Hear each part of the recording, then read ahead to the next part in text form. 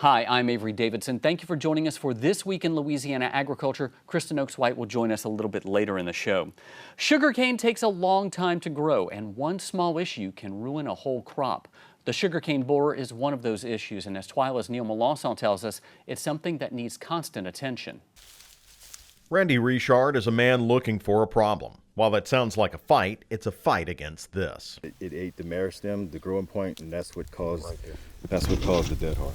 He and entomologist Hannah Penn put sugarcane borers in these plots to study their effect on the crop. You can see the small entrance hole here where they go in and begin chewing. Eventually, they come out of this bigger hole and in the process kill the part of the plant that becomes the cane stalk. That's called dead heart. Dead heart doesn't usually kill the plant, but makes it unproductive for sugar. So far this year, there's an uptick in borer numbers statewide, but down compared to years ago, according to a recent study they did. At this stage of when the cane is tillering, the general consensus is that it's not economical to treat the borers because there's no above ground internode. Once there is an above ground internode, then if there's a significant pest pressure, it would warrant an insecticide application. Here at the USDA Sugarcane Research Facility in Schriever, they're working on several means of control for the borer, and so far they've been successful in balancing borer control with other traits. We have kind of a triple action of control methods that we really rely on. So we have a lot of varietal resistance. So 299 is our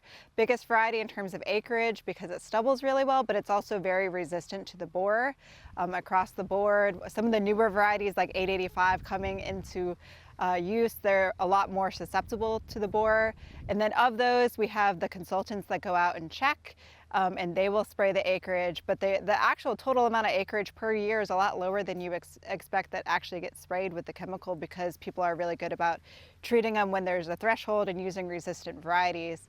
We also have biological control. One biological control for them is in every field and yard in Louisiana. Believe it or not, fire ants are actually good for something. In fact, there was a study by LSU after some hurricanes in 2016 that showed that fields that got flooded with salt water and the fire ants left actually had to be treated for borers more because those fire ants were gone. So they didn't get any of that biological control. Penn says besides letting the ants stay at the picnic, vigilance is the best weapon against the borers, especially this early in the sugarcane season. Just keep your eye on what's happening early and often. Make sure that either you or you have a consultant going into the field and looking, because actually some of the work that we just published out of the USDA last year showed that once a stalk has borer damage at the base, you are more likely to get borer damage within that year. So you want to make sure if you do have borers, you catch it early and prevent them from making more damage because it just kind of builds and builds.